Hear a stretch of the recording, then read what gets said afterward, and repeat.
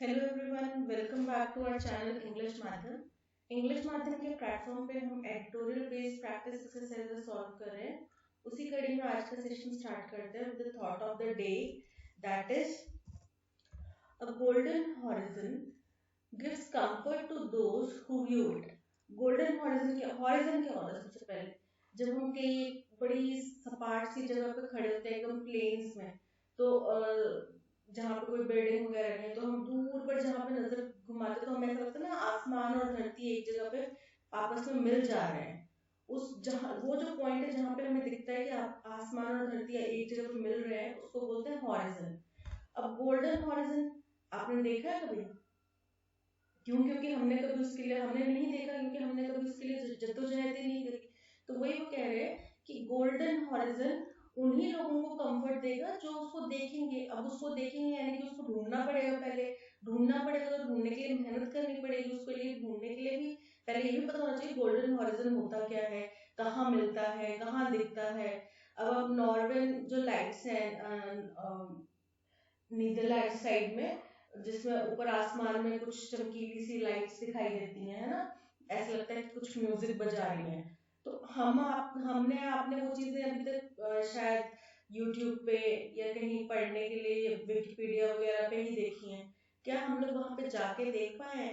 नहीं, क्योंकि उसको देखने के लिए भी मेहनत करनी पड़ेगी। पहली बात तो इतना सारा पैसा इकट्ठा करना पड़ेगा कि हम नीदरलैंड या नॉर्वे जा सके, है ना? उसके बाद वहां पे जाके भी वो लोकेशन पे जाना, उस ठंड को बर्दाश्त करना, फिर जाके वहां पे देखना वो चीज, वो अलग कंफर्ट देगा। यहाँ से देख के तो हमें लग रहा है यार कितना सुंदर है, काश हम भी जा पाते। बट उससे सोचने से तो कुछ नहीं होगा।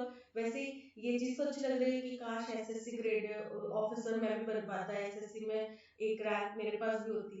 बट जो हार्डवर्क करना पड़ेगा, जब तक वो नहीं करेंगे तब तक वो चीज एक्चुअल में हमें कैसे सांत्वना देगी, कैसे हमें संतुष्टि देगी, तृप्ति देगी, राइट?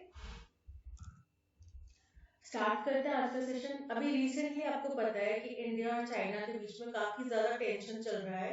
पहले उनने हमारे जम्मू कश्मीर और रीजन्स में क्या बोलते हैं, अटेम्प्ट करा और हमारे सोल्जर्स के साथ में फाइट करा, ठीक है, हैंड टू हैंड कॉम्बैट में, जिसमें काफी ज्यादा सोल्जर्स को भी चोटें आई, उनकी साइड के सोल्जर्स को भी चोटें आई। गलवान वैली में बहुत सारे इंसिडेंट्स हुए। वहां पे कुछ फिंगर पॉइंट्स हैं जिनको वो अपना वो बताते हैं। इंडिया बोलता है कि नहीं ये हमारे पॉइंट्स हैं, ये जो जगह है वो बता रहे वो हमारी है। सेम ऐसा ही इंसिडेंट जम्मू कश्मीर के अलावा हमारे पास है अरुणाचल प्रदेश, ठीक है। अरुणाचल प्रदेश जो है उसको साउथ जो सॉरी उसको चाइना जो है वो साउथ तिब्बत या जंगनान के नाम से पुकारता है, ठीक है। और वो कहता है कि ये हमारा पार्ट है जो कि इंडिया ने हथिया लिया है। तो अभी रिसेंट इंसिडेंट क्या हुआ कि इंडिया ने चाइना के कुछ अटेम्प्ट्स थे कि उनने अरुणाचल के कुछ रीजन्स को स्टैंडर्डाइज नाम दे दिया था, ऑफिशियल नाम दे दिए थे उनके नाम चेंज करके, ठीक है। तो उसका इंडिया की तरफ से खंडन किया गया, ठीक है, उनको हमने रिजेक्ट करा, खंडित किया। तो बोले ये कब हुआ? संडे को हुआ। चाइनीज जो मिनिस्ट्री थी ऑफ सिविल अफेयर, उसने 11 जगहों को चाइनीज नाम दे दिए, ठीक है, स्टैंडर्डाइज ऑफिशियल नेम दे दिए। और ये सारी जगहें कौन सी हैं? जो अभी इंडिया के जो लाइन ऑफ एक्चुअल कंट्रोल है उसमें इंडियन एरिया में पड़ते हैं, इंडियन जोन में पड़ते हैं, ठीक है। तो अब वो क्या हुआ कि ये पहला केस नहीं है जब चाइना ने ऐसा किया। इस जब फर्स्ट टाइम उन्होंने किया था वो किया था 2017 में, और 2017 से अभी तक ये थर्ड अटेम्प्ट है, ठीक है। तीसरी बार ये चीज की गई है। 2021 में किया था, तो उस टाइम पे उन्होंने कितनी प्लेसेस को किया था? 15 प्लेसेस को रीनेम करा था। और 2017 में उन्होंने 6 प्लेसेस को करा था। तो इंडिया ने जो हमारे एक्सटर्नल अफेयर मिनिस्ट्री है, उन्होंने कहा कि आप नाम्स बनाते रहेंगे, जबकि रियलिटी में अरुणाचल जो है वो हिंदुस्तान का इंटीग्रल आंतरिक हिस्सा है, ठीक है। और ये बात आपको समझनी पड़ेगी, ठीक है। उन्होंने इस पूरी जो बात थी इसको बोला कि ये बहुत गलत चीज है और इससे आप हमारी जो इंडिया की शांति है वो भंग कर रहे हैं, ठीक है, आपको ये चीज नहीं करनी चाहिए। ये फर्स्ट टाइम 2017 में कब हुआ था? जब पहली बार दलाई लामा जो है, जिनको वहां से निष्कासित किया गया है चाइना से, ठीक है, उनको निष्कासित किया गया, वो वहां के तवांग रीजन में गए थे, ठीक है। तो वहां गए तो उस वजह से चाइना जो है वो फ्रस्ट्रेट हो गया, उसको गुस्सा आ गया और उसने ये काम करना स्टार्ट कर दिया कि 2017 में उन्होंने पहली बार ऑफिशियल नेम्स दिए थे अपनी साइड से अरुणाचल के कुछ स्टेट कुछ रीजन्स को, ठीक है। उसके बाद में इन 2021 the move followed China's new land and state border law. तो 2021 में ये इसलिए किया गया क्योंकि चाइना में एक नया land and state border law बनाया गया, जिसके तहत उनको ये अथॉरिटी मिल गई कि गवर्नमेंट जो भी उनकी टेरिटरीज हैं जो दूसरे देशों में जाके मिल चुकी हैं उनको रिक्लेम कर सकती है। बट बात ये है कि आपने अपने देश में ये लॉ बनाया है, हमने हमारे देश में ऐसा लॉ नहीं बनाया कि जिस देश से हमने जो लिया था हम वापस कर देंगे, या फिर अगर ये रीजन आज की डेट से पहले मतलब वॉर से पहले आपके साथ मिला हुआ था तो अब हम वापस कर देंगे। बिकॉज वहां के लोगों की रजामंदी भी जरूरी होती है, राइट। रजामंदी भी, और ऐसे आप अपनी टेरिटरीज नहीं दे सकते बिकॉज आप देने को तैयार हो जाए लेकिन कोई दूसरा देश है वो आपको आपकी टेरिटरी ना देना चाहे, राइट। तो इस तरीके से जो है इंटरनेशनल रिलेशंस नहीं चलते कि हमने अपना लॉ बना लिया कि अब तो हम अपनी टेरिटरीज वापस लेंगे, फिर आप क्या करेंगे, लड़ाई करेंगे, वॉर करेंगे उस टेरिटरीज को हथियाने के लिए कि हमारे तो लॉ बन गया भाई हम तो लेंगे। तो अब आप उसको बस आप अपने तरीके से उसको जस्टिफाई करने की कोशिश कर रहे हैं कि हम अपनी टेरिटरीज वापस ले सकते हैं, हमारे देश में कानून है, बट और देश में ऐसा कोई कानून नहीं है, ठीक है। जिनके साथ आप लेना चाह रहे हैं उनमें ऐसा कोई कानून नहीं है, ठीक है। तो आप उसको जबरदस्ती दूसरों के ऊपर थोप नहीं सकते। And was seen as a way to reassert its claim over the state as a whole, कि उनका पूरा का पूरा जो अरुणाचल का स्टेट है वो पूरा का पूरा चाइना का हिस्सा है, इस क्लेम्स के ऊपर उन्होंने दोबारा से इसके ऊपर क्लेम कर दिए। तो ये चीजें हुई। अब इंडियन आर्मी का जो इस पे रिएक्शन था, अब जो ये थर्ड अटेम्प्ट अब जो किया गया है, ये बहुत सारे रीजंस की वजह से हो सकता है, रीजंस की वजह से हो सकता है कि ये इसलिए भी हुआ कि इंडियन आर्मी ने जो पीएलए में अटेम्प्ट किए गए थे इनके द्वारा कि थोड़ी फाइट करने के या फिर कुछ और अटेम्प्ट किए गए थे, उनका रिस्पांस दिया, उनके सारे जो कार्यकाल थे उसको निरस्त कर दिया, यानी कि उसको खराब कर दिया, उनका जो भी मंशा थी, जिस मंशा से वो आगे आना चाह रहे थे वो उन्होंने रोक दी, ठीक है। तो इस वजह से भी हो सकता है कि ये लोग ऐसा कर रहे हो। दूसरा रीजन ये भी हो सकता है कि इस इन सब वजहों से कि वहां पे उन लोगों ने तवांग सेक्टर में हलचल करी तो आर्मी ने उनको रोकने की कोशिश करी, इस वजह से दिल्ली ने गुस्सा होके G20 की जो एंगेजमेंट थी जिसमें ग्रुप मीटिंग होनी थी उसको, उसका जिसका मुद्दा था कि इनोवेशन टेक्नोलॉजी, उसको ईटानगर, इन ईटानगर में कौन कौन सी इनोवेशन टेक्नोलॉजी हम लाने वाले हैं वो उन्हें रख दिया उसका मेन मुख्य पॉइंट, जिससे चाइना गुस्सा हो गया और चाइनीज एम्बेसी ने इसका बायकॉट करा, ठीक है। बायकॉट करा मतलब उसने कहा कि हम इस मीटिंग का हिस्सा नहीं बनेंगे क्योंकि ईटानगर जो है वो अरुणाचल प्रदेश की राजधानी है, ठीक है। और राजधानी है और उसको भी जब वो पूरे के पूरे स्टेट को ही अपना मान रहे हैं कि ये हमारा ही हिस्सा है, तो फिर वो ईटानगर में चाहे आप कितनी मर्जी इनोवेटिव टेक्नोलॉजी लेकर आ जाओ वो उससे खुश तो नहीं होने वाले, ठीक है। ये कारण माना जा रहा है। तो बोल रहे कि सारी बातों को मद्देनजर देखते हुए ये लगता है कि जो अभी बातचीत का दौर था वो खराब हो चुका है, ठीक है। और अब हमसे मतलब कोई भी मीनिंगफुल बातचीत निकल कर आने रही, किसी दिशा में जाते हुए नहीं लग रहा। अब 3 साल हो गए हैं जब से हमने उनके ट्रूप्स को, जो चाइनीज ट्रूप्स ने एलएसी में हमला करा था, हैंड टू हैंड कॉम्बैट हुआ था गलवान वैली में, उसके बाद अब 3 साल हो चुके हैं इन पूरी घटनाओं को होते हुए, ठीक है। और कोई भी अच्छे डायरेक्शन में बातचीत जाते हुए लग नहीं रही, ठीक है। तो यही सारा का सारा इस पूरे पैसेज का इंटेंशन है कि चाइना किस तरीके से अभी मूव कर रहा है, किस तरीके से उन्होंने हमारी बाउंड्रीज को अपना बताने की कोशिश करी है, इंडिया का इसमें क्या अभी तक बात रही कि इंडिया ने किस तरीके से उसको काउंटर करा या नहीं करा, ठीक है। ये सारा कुछ इसमें दिया है। तो इसका पीडीएफ और आपको ऑडियो एक्सप्लेनेशन टेलीग्राम चैनल पे मिल जाएगा, ठीक है। स्टार्ट करते हैं पहले क्वेश्चन से। From the passage it can be inferred that all of the following are true about China's attempt to lay claim over parts of Arunachal Pradesh except that, यानी कि जो नीचे कुछ स्टेटमेंट्स दिए, इन ये सारी स्टेटमेंट सही हैं सिवाय एक के, जो अरुणाचल प्रदेश में चाइना ने अटेम्प्ट करा है ना अपना बताने का, उसके रिलेटेड सारी स्टेटमेंट सही है, बस एक स्टेटमेंट गलत है, हमें वही एक स्टेटमेंट फाइंड आउट करनी है, ठीक है। China has issued new official names for areas in Arunachal Pradesh, सही है, ये नए नाम दिए। चाइना अरुणाचल प्रदेश के हिस्से को साउथ तिब्बत या जांगनान रेफर करता है, ये भी सही है। This is the first time China has attempted to rename areas. ये हमने देखा कि 2017 के बाद से ये पहली बार नहीं है, थर्ड टाइम हो चुका है जब चाइना ने इस तरीके का अटेम्प्ट किया है। और 2017 में क्या हुआ था कि जो दलाई लामा है, जो हिंदुस्तान में निवास करते हैं, जिनको हिंदुस्तान में एक शरणार्थी के तौर पे एक्सेप्ट करा है, वो 2017 में पहली बार चाइना के एक रीजन में गए थे, ठीक है। China's renaming attempts are seen as affronts to India's territorial sovereignty.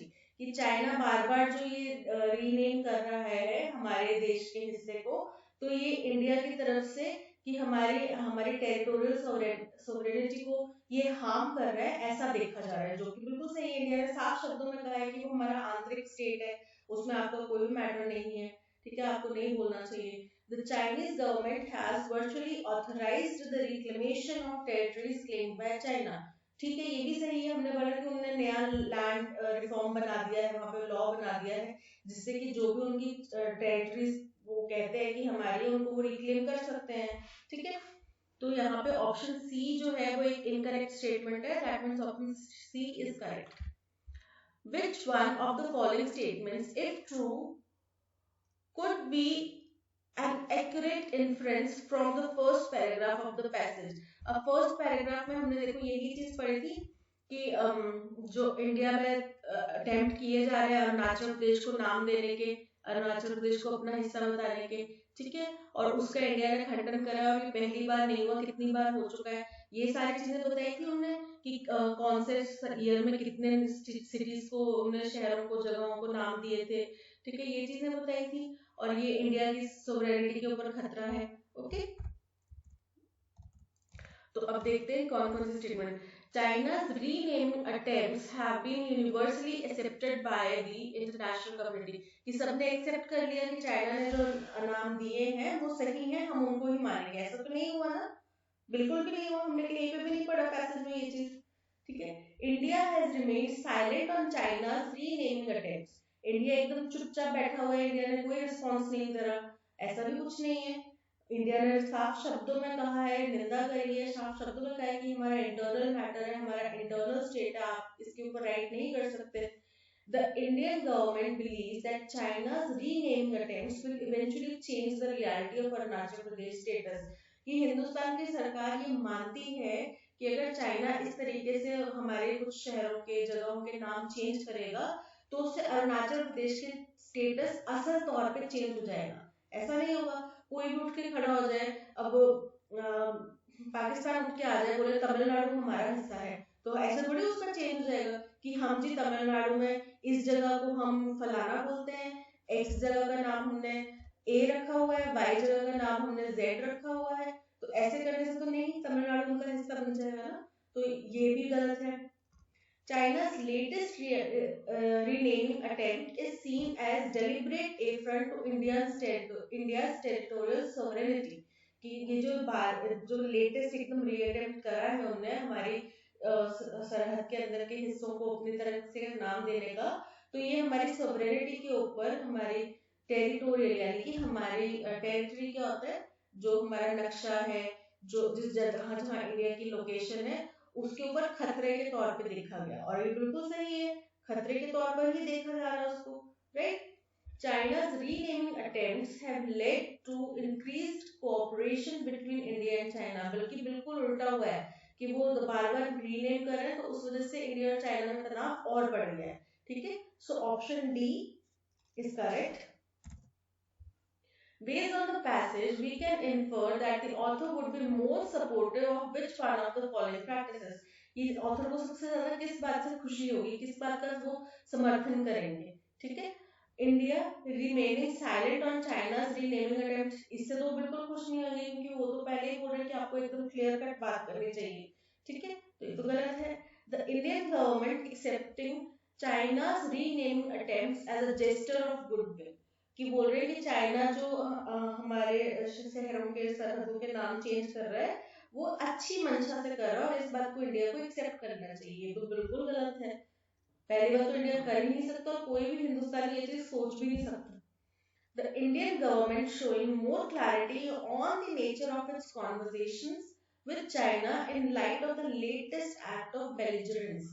ठीक है, बोल रहे हैं कि इंडियन जो गवर्नमेंट है उसको ये जो दुस्साहस किया गया, ये जो बेलिजरेंस मतलब होता है कि लड़ाई बढ़ाने के जो कार्य किया गया, ठीक है, होता है ना कि आप अपने भाई बहन को जाके पेन चुप होया हो जाके वो भी चुप है, फिर उसके बाद आप चिंटी काटे हो वो भी चुप है, फिर उसके बाद मुक्का दे हो जाके तो फिर वो भड़के गए मारे गए, तो वो क्या है आपको उनको आप उनको उकसाने की कोशिश करें, वो आपको उकसाने की कोशिश करें ताकि लड़ाई हो।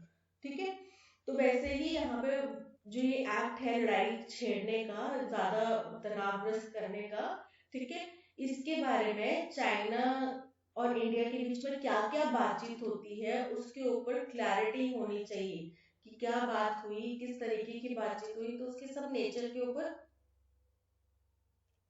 क्लैरिटी होनी चाहिए। ठीक है, और यही वो चाहते हैं, अगर ये चीज क्लैरिटी होगी उनको कि हम आगे इसको कैसे परस्यू करें, आगे कैसे प्रोसीड करें, तो उसके ऊपर फिर ये लेखक जो है काफी खुश होंगे, क्योंकि अभी उनको लग रहा है कि हमारे पास शायद क्लैरिटी नहीं है कि हम क्या कर सकते हैं। ठीक है, so option C is correct. What is the main theme of the passage? China's latest attempt to lay claim over parts of Arunachal Pradesh, कि चाइना का जो लेटेस्ट अटेम्प्ट हुआ कि अरुणाचल प्रदेश के हिस्सों पे उन्होंने अपना क्लेम करा, उसके ऊपर है ये passage. India's rejection of China's attempt to claim Arunachal Pradesh, India ने किस तरीके से उसका खंडन करा, ये इसके ऊपर है passage. The reasons behind China's latest act of belligerence toward India, कि जो सबसे ये जो भी हाल फिलहाल में घटना हुई अरुणाचल प्रदेश से रिलेटेड, इसके पीछे का मुख्य कारण क्या है, इस बात के ऊपर है ये सारा पैसेज कि मुख्य कारण क्या है, क्यों उन्होंने ऐसा किया। ये भी गलत है, अभी तो वो अंदाजा भी लगा रहे हैं कि हो सकता है कि जो हमने उनकी आर्मी को रोका वो रीजन हो, या फिर हो सकता है कि जो ईटानगर में इनोवेशन मीटिंग रखी गई G20 में वो रीजन हो। The lack of meaningful dialogue between India and China, कि इंडिया और चाइना के बीच में कोई भी ऐसी बातचीत निकल कर नहीं आ रही जिससे कोई एक दिशा निकलती समझ आए। ठीक है, कि हम अब इस दिशा में जा रहे हैं या अब हम इस दिशा में जा रहे हैं, ऐसा कुछ भी नहीं है। यानी कि जो भी बातचीत हो रही है वो निरस्त हो रही है, उसका कोई आंसर निकल के नहीं आ रहा, जो कि बिल्कुल सही है। उन्होंने यही बताया, गलवान वैली की बात हो चाहे चाहे अभी लेटेस्ट इन चीजों की बात हो, उन्होंने यही बताया कि अभी तक कितने दौर की बातचीत हो चुकी है, बट कोई भी मीनिंगफुल डायलॉग निकल कर नहीं आ रहा सामने। So the importance of Indian government showing more clarity on it's conversation with China, कि हिंदुस्तान की सरकार को और ज्यादा क्लैरिटी होनी चाहिए जब वो चाइना से बातचीत की दौर स्टार्ट करें।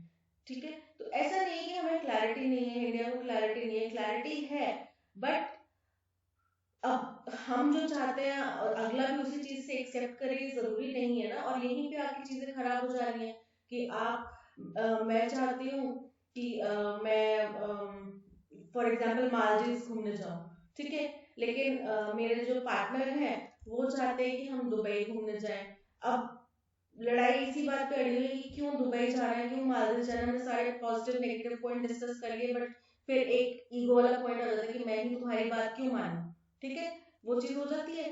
तो यहाँ पे भी चाइना, हम बोलेंगे कि ठीक है जहाँ जहाँ जहाँ टेरिटरीज है वहां रुके रहो, उन्होंने बोल दिया, बट इंटरनल उनकी मंशा है कि नहीं हम और विस्तार करें और विस्तार करें, या फिर उनको इंटरनली ये चीज है कि पहले ही हमारा हिस्सा था अब हमारा वापस होना चाहिए।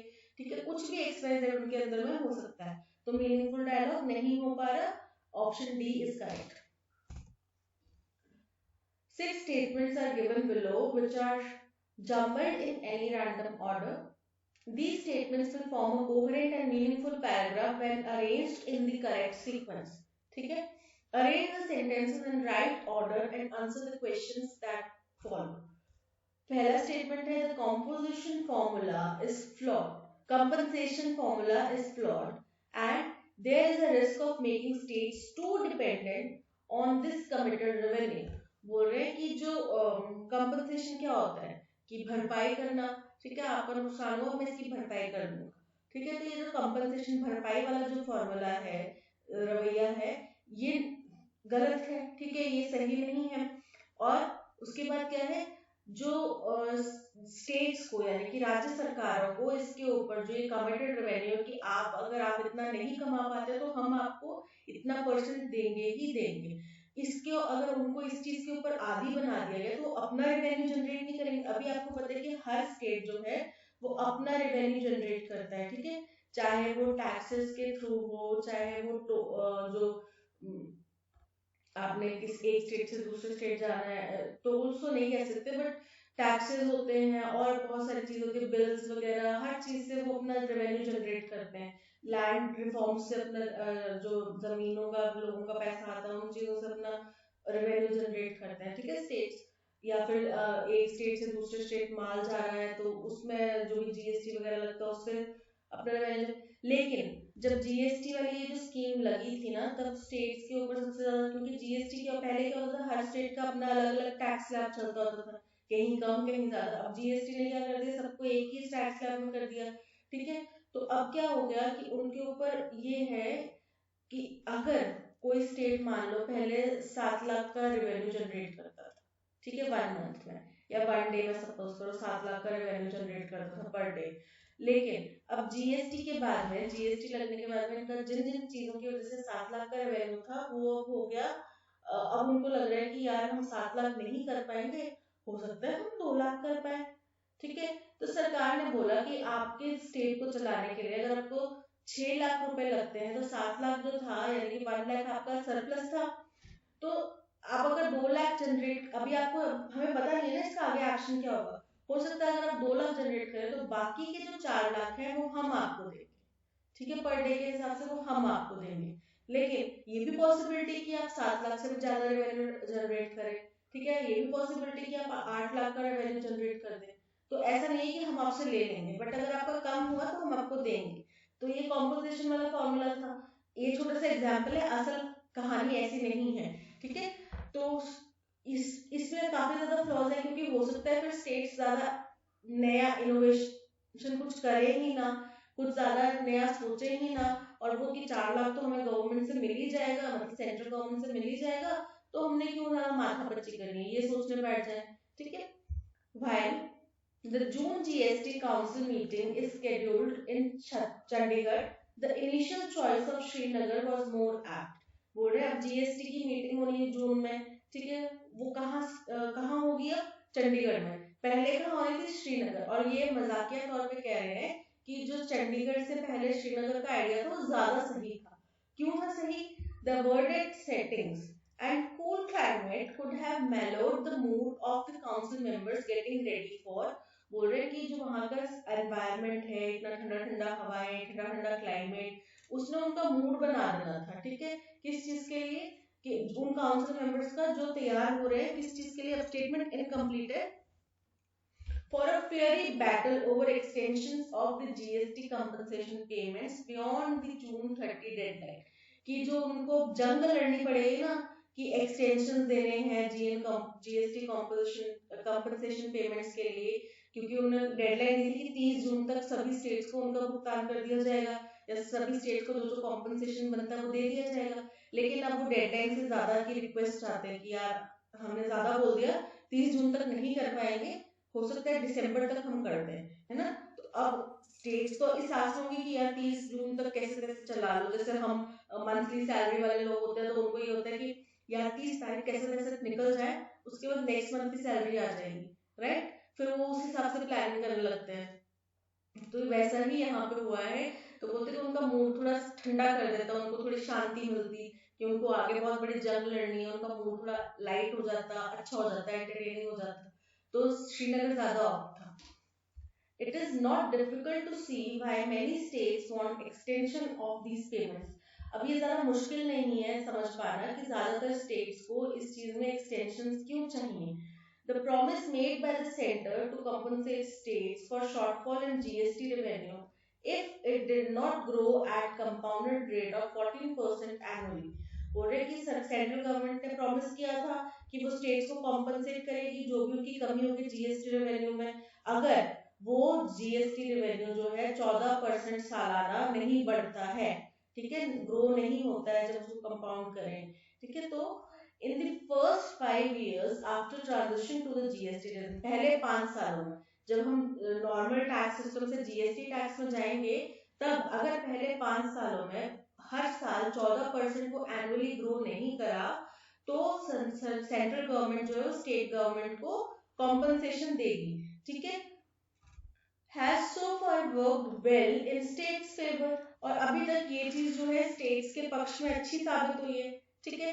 तो अब हमने देखा कि ये जो सारे स्टेटमेंट्स थे जम्बल्ड, जिनको बोला है कि ये जम्बल्ड है, वो सारे के सारे एक सीक्वेंस में ही लिखे हुए हैं, यानी कि हमारा सीक्वेंस जो चल रहा है PQRST वो सही है यू तक। अब क्वेश्चन है which among the following will be third sentence of the paragraph, तो थर्ड सेंटेंस कौन सा होगा, आर होगा, फर्स्ट, सेकेंड, थर्ड। सो यहाँ पे option R E is correct. Fine, read the given sentences to find out whether there is any grammatical error in them. His ordeal would have continued and for the intervention of 2 persons. अब and for को ध्यान रखना, ठीक है। उसकी जो गलत कमी, जो उसका दुष्कृत्य है, जो वो हो सकता है रिश्वत ले रहा था या कुछ भी गलत हेरफेर कर रहा था डॉक्यूमेंट्स में, वो चलता रहता, जारी रहता, ठीक है। पर एंड लेकिन for the intervention of 2 people, 2 लोगों ने हस्तक्षेप करा। अब यहाँ पे एंड फॉर ना आगे होता है बट फॉर, ठीक है। इसका मतलब होता है कि वो जारी रहता, लेकिन क्या हुआ, 2 लोगों ने उसमें हस्तक्षेप कर दिया, 2 लोग, कोई 2 व्यक्ति थे, उन्होंने बीच में उसको रोक दिया करने से या पकड़ लिया करते हुए, ठीक है। तो यानी कि उन 2 व्यक्ति की वजह से उसके जो गलत कार्य कर रहा था, मिसडीड्स कर रहा था, वो रुक गए, ठीक है। तो यहाँ पे बट फॉर फ्रेजल वर्ब है जिसका मतलब होता है विदाउट, यानी कि वो जारी रखता अगर ये 2 व्यक्ति इंटरवीन नहीं करते, ठीक है। If I am in your position, I would not have agreed to that. अब जब हम बात करते हैं if जो है कंडीशनल स्टेटमेंट को बता रहा है कि अगर ये होता तो मैं ऐसे करता, ठीक है। अगर मैं एसएससी स्केल में ऑफिसर होता तो आज मेरे पास एक अच्छा घर होता। तो ये अगर मगर वाली जो सिचुएशन है, इफ वाली जो सिचुएशन है, उसमें जब हम बात करते हैं कि बी कि क्या होगा या अगर मैं इस सिचुएशन में होता तो जो बी वाला वर्ब का फॉर्म है उसमें वर यूज होता है, ठीक है। वर आई के साथ है वर। If I were you I would not have supported this action, अगर मैं तुम्हारी जगह होता तो मैं इस एक्शन को सपोर्ट नहीं करता। If I were you I would not have allowed my son to go late at night, ठीक है। अगर मैं तुम्हारी जगह होता तो मैं अपने बेटे को रात को लेट में जाने की परमिशन नहीं देता, ठीक है। तो आई एम की बजाय if I were in your position, मैं इस चीज के लिए अग्री नहीं करता। The thief escaped from the prison 2 days after he were arrested by the police. अब the thief escaped, ठीक है, कोई चोर है वो जेल से भाग गया, कब भागा, सिर्फ 2 दिन बाद, आफ्टर ही क्या है, सिंगुलर नाउन है। अगर एक से ज्यादा व्यक्ति होते तो them being arrested bye police, ठीक है। कि अब सिर्फ 2 दिन जब उनको हुए थे, गिरफ्तार हुए, यहाँ पे ही का जिक्र है तो वर तो प्लूरल को दर्शाता है ना, तो वर नहीं आएगा, क्या आएगा, after he was arrested by the police. Okay, so यहाँ पे ऑप्शन सी में एरर था, यहाँ पे ऑप्शन बी में एरर था और यहाँ पे ऑप्शन ए में एरर था। They managed to retrieve all the deleted emails with the helping of a new software. अच्छा, आप बोल रहे हैं कि आपने इसकी हेल्प से अपना कार्य किया, ठीक है। तो अपना कार्य आपने उसकी हेल्प से किया ना, तो they managed to retrieve all the deleted emails with help of a new software, helping नहीं आगे, यहाँ पे सिर्फ हेल्प आएगा। Option D is correct. Find out the misspelled word. अब मिसस्पेल्ड ट्रिगर, TRIGGER, ट्रिगर मतलब किसी चीज को उकसाना, किसी चीज को स्टार्ट कर देना, एकदम से उकसा देना, है ना, कि आपने गुस्से की आंधी को ट्रिगर कर दिया, स्टार्ट कर दिया अपने गुस्से की आंधी को। रेजुविनेट, रेजुविनेट का मतलब होता है, यूजुअली आजकल हम देख रहे होंगे स्किन केयर में, यूट्यूब स्क्रॉल करो तो काफी सारे एक के बाद एक कोई ना कोई विमेन लगी होती है कि ये आपकी स्किन को रेजुविनेट कर देगा, यानी कि आपकी यूथ को रिस्टोर कर देगा, राइट। तो यानी कि वापस किसी चीज को रिस्टोर करना उसकी प्रीवियस फॉर्म में, ओके। ओवरहॉल, ओवरहॉल मतलब होता है कि आप किसी चीज को, जैसे ना आपका फोन खराब हो गया, जैसे पहले वो कीपैड वाले फोन होते थे उनकी बात कर रहे थे, आजकल टच स्क्रीन तो पानी में गए तो वो खराब ही है।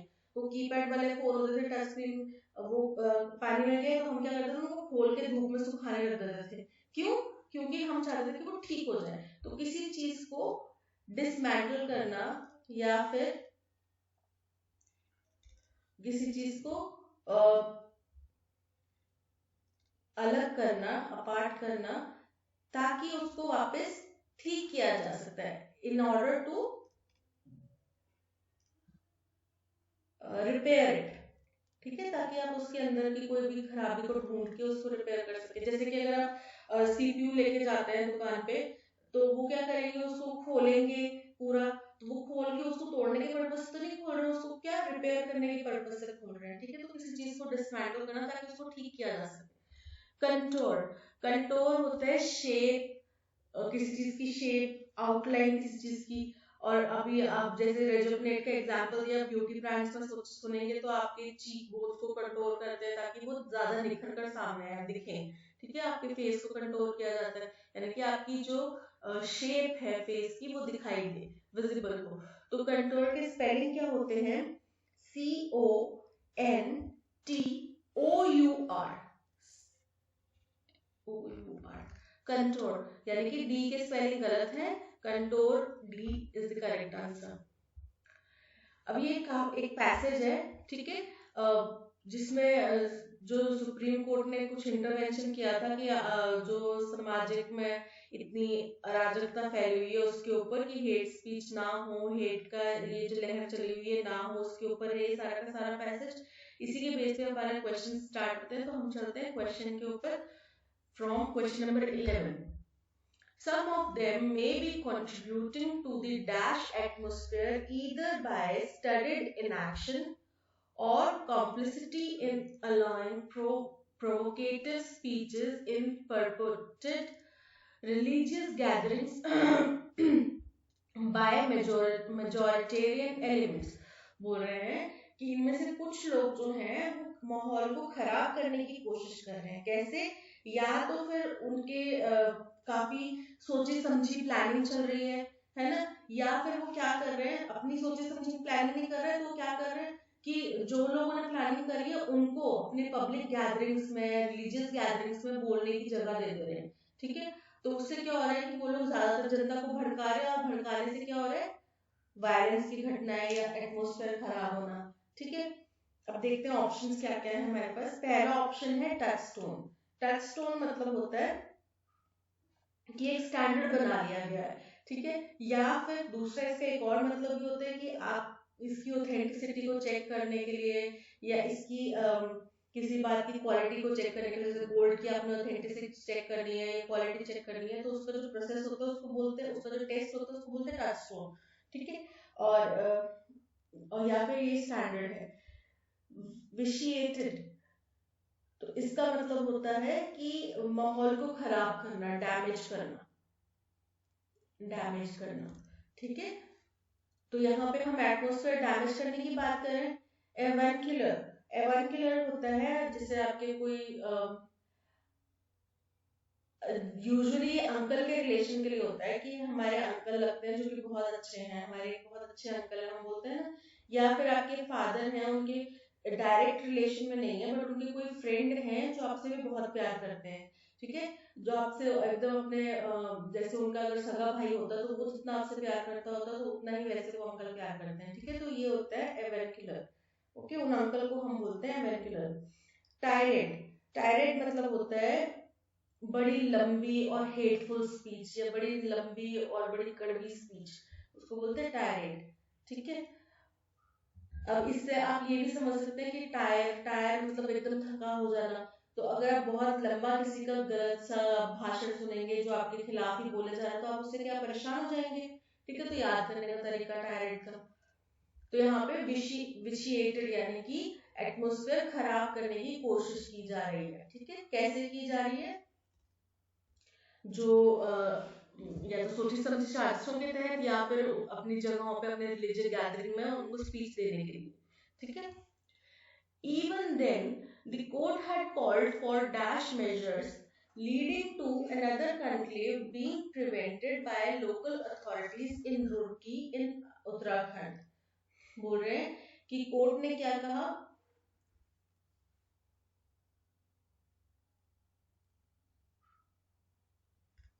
कोर्ट ने उनको कुछ तरीके इख्तियार करने के लिए कहा, ठीक है, कैसे तरीके इख्तियार करने के लिए कहा, देखते हैं हम ऑप्शंस में। जिसकी वजह से क्या हुआ कि कुछ कंक्लेव्स में लोकल अथॉरिटीज रुड़की में, रुड़की की, उत्तराखंड के रुड़की शहर की लोकल अथॉरिटीज ने बचाव की मुद्रा में आ गए, ठीक है, और किस लिए बचाव किया, कई जगहों पे कई छावनियों में बचाव की मुद्रा में आ गए, ठीक है।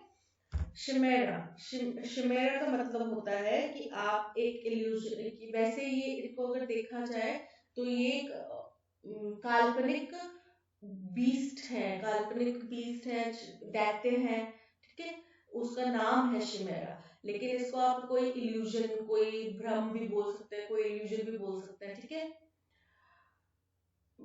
बर्जियस, इसका मतलब होता है कि आप मिडिल क्लास हैं, ठीक है, अगर कोई मिडिल क्लास व्यक्ति है, हम सभी हैं जैसे कि, तो हम लोगों को क्या नाम दिया जा रहा है, बर्जियस, ठीक है। आर्केन, आर्केन का मतलब होता है बड़ा ही मिस्टीरियस, खुफिया तौर पे, या बड़ा ही एकदम, कुछ लोग होते हैं बड़े शाय नेचर के, तो बड़े मिस्टीरियस होते हैं, हमें पता नहीं होता हम क्या सोच रहे हैं, क्या समझ रहे हैं, ठीक है। करेक्टिव, तो मेजर्स हमारे करेक्टिव हो सकते हैं, है ना, क्योंकि सुप्रीम कोर्ट, जो भी कोर्ट है, उन्होंने पहले ही करेक्टिव मेजर्स के लिए बता दिया था, जिस वजह से क्या हुआ कि अथॉरिटीज ने प्रिवेंटिव मोड में आ गए, ठीक है, यानी कि पहले ही बचाव पक्ष में आ गए हो कि हाँ अगर ऐसा कुछ हमला हो गया, ऐसा कुछ हादसा हो गया तो हमें क्या करना है, so option D corrective is correct. There has been a dash pattern of Hindu festivals becoming an occasion for the conduct of religious processions that end in clashes caused by provocative behavior। बोल रहे कि ऐसे कई सारे, काफी जो है pattern सामने आया है, किस तरीके का पैटर्न सामने आया है उसकी व्याख्या की है, किस तरीके का, अच्छा पैटर्न, गंदा पैटर्न, सुखद दुखद, किस तरीके का पैटर्न सामने आया है कि हिंदू फेस्टिवल्स में पैटर्न देखने को मिला, जिसमें कि वहां जो भी उनके ओकेजन्स होते थे उसमें रिलीजियस प्रोसेशन कंडक्ट किया जाता है, यानी कि भाषण स्टार्ट किए जाते हैं, भाषण बाजी स्टार्ट की जाती है, जिससे क्या होता है कि लोग काफी उग्र हो जाते हैं, ठीक है। अब अगर हिंदू फेस्टिवल में हम सपोज करो नारे लगाना स्टार्ट कर दें किसी दूसरी कम्युनिटी के अगेंस्ट, सिख कम्युनिटी के अगेंस्ट, क्रिश्चियन के अगेंस्ट, पारसी के अगेंस्ट, तो पारसी लोग खुश तो नहीं होने वाले उससे, सिख लोग खुश तो नहीं होने वाले उससे, फिर वो क्या आएंगे, उनको आप इस तरीके से जब उनको प्रोवोक करते हैं आप, तो इस तरीके से प्रोवोक कर देते हैं कि वो एकदम एग्रेसिव हो जाते हैं, ठीक है, तो उससे क्या होता है, समाज में अराजकता फैलती है कि और क्लैशेस होंगे। वही चीज का यहाँ पे जिक्र किया गया है कि ऐसी घटनाएं होती हैं, फिर वहां पे क्या होता है, क्लैशेस हो जाते हैं क्योंकि वो काफी उग्र हो चुके होते हैं। मेंटर, मेंटर होते हैं आपके टीचर वगैरह, ठीक है, जो आपको गाइड करते हैं, आपके गाइड। डिस्कंसर्टिंग, डिस्कंसर्टिंग मतलब डिस्टर्बिंग या सैडनिंग या फिर दुखद जिसको बोलते हैं। एडेज, एडेज मतलब होता है कि जैसे कि होते ना पुरानी कहावतें जिसमें काफी ज्ञान होता है, काफी विजडम होता है, ठीक है, old saying of wisdom. Covert, covert का तो हमें पता ही है, सीक्रेट या हिडन। तो ऑप्शन यहाँ पे डी, डिस्कंसर्टिंग, ठीक है, यानी कि काफी डिस्टर्बिंग पैटर्न समझ में आया हिंदू फेस्टिवल्स में, ठीक है। Such developments have given rise to new curbs on minorities, such as unwarranted police probes into the holding of group prayers, ठीक है, and new allegations of purported plots to dash Hindu events। बोल रहे हैं कि ये भी सामने आया है, ऐसी भी कहानियां, ऐसी भी परिस्थितियां सामने आई हैं जहाँ पे माइनॉरिटीज को कम करने के लिए या उनके ऊपर लगाम लगाने के लिए या उनको दुखी परेशान करने के लिए चीजें की जा रही हैं। जैसे कि पुलिस बिना वारंट के पुलिस की कार्रवाई वहां पे हो जाती है, ठीक है, जहाँ पे ग्रुप प्रेयर्स की जा रही है वहां पे। और नया एलिगेशंस क्या है कि हिंदू इवेंट्स को आप परपोट्रेटेड प्लॉट्स किए जा रहे हैं, यानी कि उसमें आप ना अपने जासूस या अपना भेष बदल के लोगों को भेज दे रहे हैं हिंदू इवेंट्स में, जिससे कि अब जैसे कि किसी ने इल्जाम लगाया कि हिंदुओं ने हमारे ऊपर आक्रमण किया, लेकिन हिंदुओं ने अपने बचाव में या उन्होंने कहा कि जिन लोगों ने आपके ऊपर आक्रमण किया वो हिंदू थे ही नहीं, वो आप ही की कम्युनिटी के लोग आपको भड़काने के लिए हिंदू बनकर आपके बीच में घुस गए, ठीक है, ताकि वो आपके अगेंस्ट में काम कर सके और जिससे आप हमारे अगेंस्ट में हो सके, ठीक है। तो इस तरीके का भी सामने आया कि हिंदू इवेंट्स में लोग इस तरीके से भी घुस रहे हैं ताकि दोनों समुदायों में या और किसी समुदाय के बीच में हिंसा हो सके। डोमेस्टिक मतलब घरेलू, घरेलू हिंदू इवेंट्स में हिस्टोरियोनिक, हिस्टोरियोनिक मतलब बड़े ही ड्रामेटिक तरीके से, या फिर बकॉलिक, बकॉलिक का मतलब होता है कि जैसे कि हम मूवीज वगैरह में देखते हैं कि कोई शहर से व्यक्ति जाता है, गांव में जाता है, उनको गांव की खूबसूरत सी लड़की से अट्रैक्शन हो जाता है, तो वो गांव की लड़की इतनी खूबसूरत क्यों बताई गई है, क्योंकि वो रूरल अट्रैक्शन है, उनमें चार्म है एक अलग तरीके का, वो जो रूरल चार्म है उसको क्या बोलते हैं, बकॉलिक। हम भी कई लोग होते हैं हमें गाँव में जाके बड़ी शांति मिलती है, क्यों, क्योंकि वहां पे उनका अपना एक अट्रैक्शन है, उसको बोलते हैं बकॉलिक अट्रैक्शन, ठीक है। इनफिल्ट्रेट, इनफिल्ट्रेट मतलब कोई ऐसा व्यक्ति जो आपके बीच में, जिसने आपका रूप रंग सब आपके जैसा ही धारण कर लिया, चाहे आप किसी धर्म की बात करें, चाहे आप किसी लोकेलिटी की बात करें, भाषा की बात करें, आपकी ही शैली अपना ली ताकि आपके वहां से कोई इंफॉर्मेशन निकाली जा सके, ठीक है। वो क्या होता है, इनफिल्ट्रेट, एक तरीके के जासूस जो भेष बदल कर आपके बीच में शामिल हुआ है, ओके। तो यहाँ पे plots to infiltrate Hindu events, यानी कि वहां पे कुछ ऐसे व्यक्ति घुस गए जो कि हिंदू होने की एक्टिंग कर रहे थे, नकल कर रहे थे, ठीक है। The following sentence may or may not contain an error in one of its parts. Identify the parts containing the error. If the sentence is correct, select no error as your answer. Intervention by the higher court has become necessary in the light of some controversial religious leaders getting away lightly after making unacceptable comments, some of them tinged with a genocidal tenor. अब देखो, यहाँ पे बात की जा रही है कि कोर्ट के द्वारा इसमें इंटरवीन करना, बीच में हस्तक्षेप करना एक बड़ा ही जरूरी बन चुका है, ठीक है, अहम पहलू और जरूरी पहलू बन चुका है ऐसे मसलों पे जहाँ पे रिलीजियस लीडर जो है वो भड़काऊ या कंट्रोवर्शियल भाषण दे देते हैं, फिर उसके बाद अनएक्सेप्टेबल या फिर अनएक्सेप्टेबल कमेंट्स बोल के एक दूसरे के खिलाफ बच जाते हैं, ठीक है, निकल जाते हैं। और ऐसे भी कमेंट्स होते हैं जिनमें इतनी टेंडेंसी होती है, इतनी क्षमता होती है कि एक नरसंहार को जन्म दे सके, ठीक है, इतनी टेंडेंसी वाले भाषण देकर भी वो लोग बच जाते हैं। तो ऐसी मसलों पे कोर्ट जो है बीच में जरूर जरूर हस्तक्षेप करता है, और जो बहुत अच्छी बात है, बहुत जरूरी भी है। अब आप बताओ, क्या हर कोर्ट बीच में हस्तक्षेप करता है?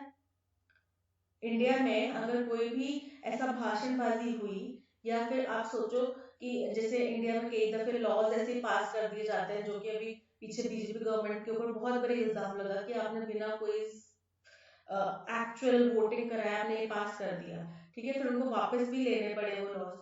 तो क्या उन लॉज के ऊपर जब भी इंटरवेंशन किया गया तो नॉर्मल कोई state court, district court, high court इन्होंने कर दिया? नहीं। वो कौन करता है? Supreme court. क्यों? क्योंकि वो एक हमारी डेमोक्रेसी का एक स्टैंडिंग पिलर है, उसके पास ये अथॉरिटी है कि वो कर सकता है। यानी कि यहाँ पे अगर बात हो रही है किसी कोर्ट की, तो हायर कोर्ट नहीं होगा, हाईएस्ट कोर्ट होगा। क्यों? क्योंकि वो उसकी सुपरलेटिव डिग्री बता रहा है कि सबसे उच्च जो कोर्ट है, ठीक है, वो ही इंटरवीन कर सकता है या करता है आमतौर पर, ठीक है। और क्यों करता है? क्योंकि उसके पास अथॉरिटी है। हमारे कानून के तहत, हमारे लॉ या फिर बोले कि कॉन्स्टिट्यूशन के तहत उसके पास ही अथॉरिटी है कि वो बीच में बिना किसी याचिका के हस्तक्षेप कर सकता है। अदरवाइज बाकी कोर्ट्स जो है वो बिना किसी याचिका के बीच में इंटरवीन नहीं करते, ठीक है। जब तक वहां पे कंप्लेन नहीं जाएगी तो बीच में कैसे बोलेंगे? उनके पास नहीं है अथॉरिटी। लेकिन सुप्रीम कोर्ट के पास में अथॉरिटी है। तो यहाँ पे हायर कोर्ट ना होके उसकी सुपरलेटिव डिग्री बताने के लिए क्या होगा? हाईएस्ट कोर्ट, कि देश की सबसे उच्चतम न्यायालय। जब हिंदी में न्यूज टेलीकास्ट होती है तो बोलते हैं देश की सर्वोच्च न्यायाधीश की पीठ, या फिर देश के सबसे उच्चतम न्यायालय ने ये डिस्कशन किया है, ये कहा है, ये टिप्पणी दी है, ठीक है। Highest court, okay. सो यहाँ पे ए में एरर है, option A is correct. Rearrange the sentence to form meaningful sentence. The court has also warned of contempt action if the police showed any hesitation in compliance. ये court ने सख्त कार्रवाई की भी वार्निंग दी है कि अगर पुलिस किसी भी तरीके से हमारे जो हमने नियम बताए हैं उनके तहत नहीं चली, या उस कार्यप्रणाली के अकॉर्डिंग उन्होंने काम नहीं करा, तो उनके अगेंस्ट सख्त कार्रवाई होगी, ठीक है, सख्त एक्शन लिया जाएगा, ये उन्हें कोर्ट ने बोल दिया। Directed at the police in Delhi, Uttar Pradesh and Uttarakhand, the order is in response to the unending flow of hate speeches highlighted in a writ petition before it.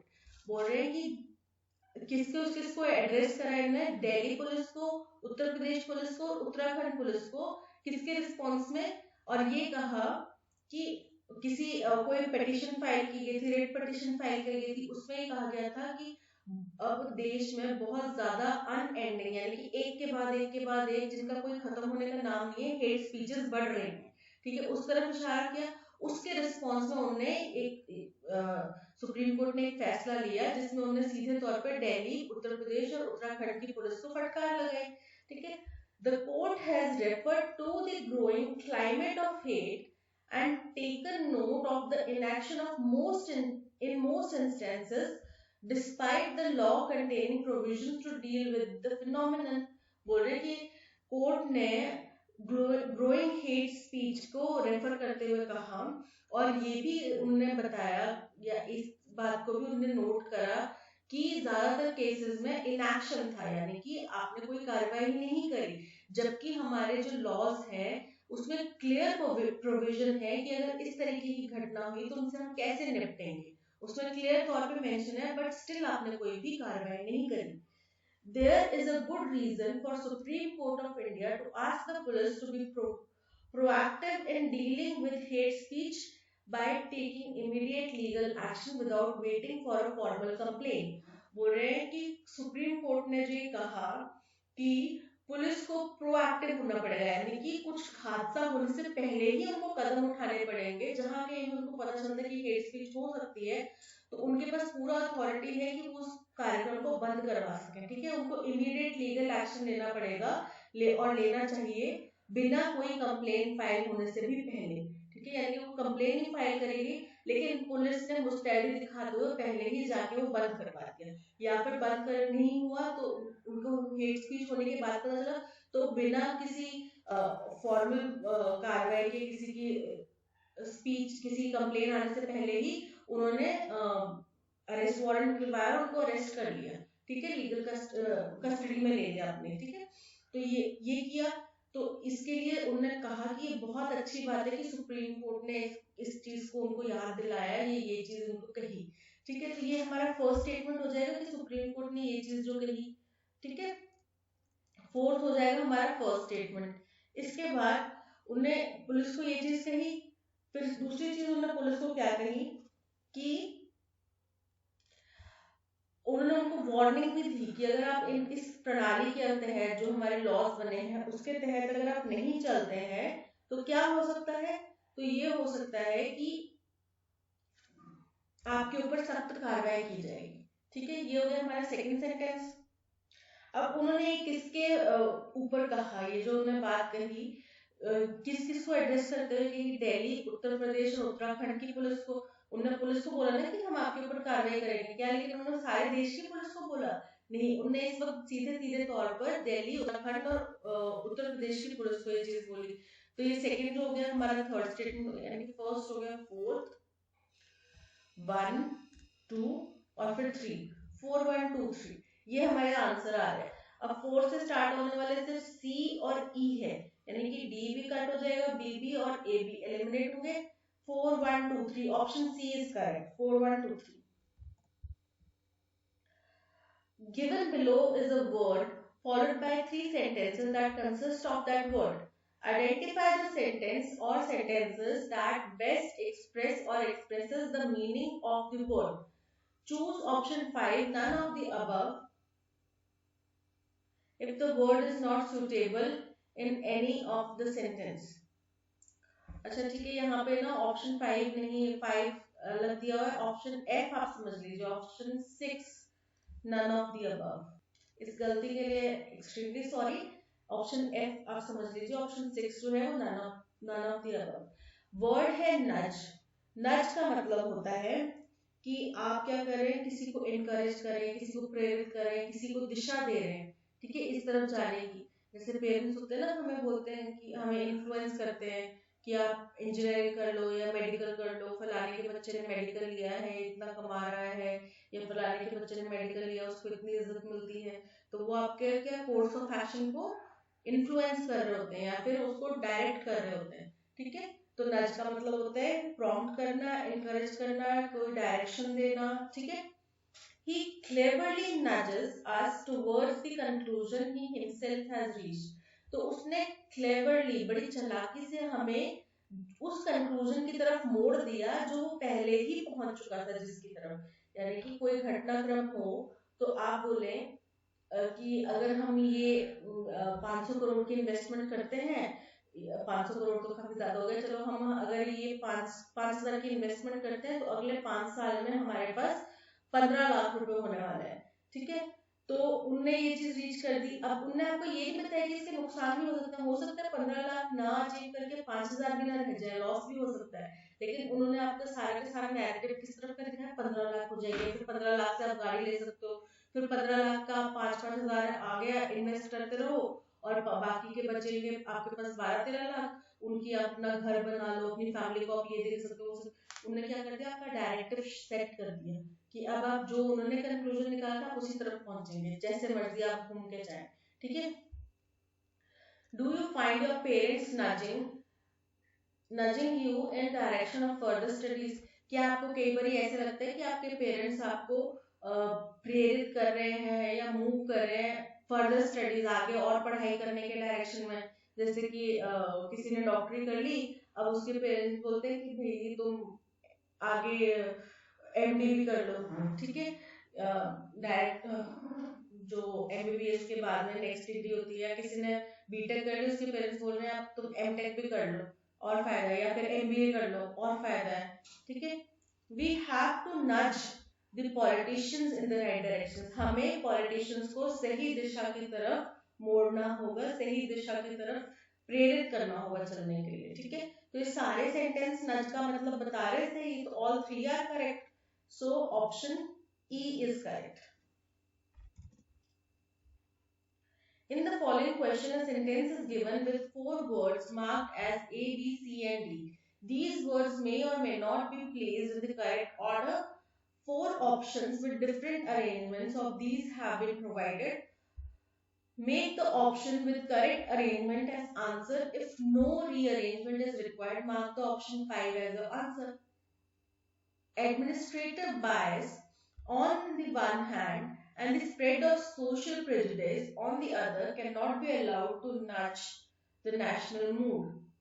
बोल रहे हैं कि एक तरफ पे तो हम सरकारी तौर पे एडमिनिस्ट्रेटिव तौर पे किसी एक पक्ष के तरफ में बायस्ड हैं, ठीक है, दूसरी तरफ हम क्या कर रहे हैं कि हमारे समाज में ज्यादा से ज्यादा जो है नुकसान पहुंचाने की क्षमता हो रही है, ज्यादा से ज्यादा ऐसी भावना फैल रही है कि हम या तो मरो या करो या मरो, यानी कि हम या तो मर जाएंगे या मार देंगे, वैसी भावना पैदा हो रही है लोगों के बीच में।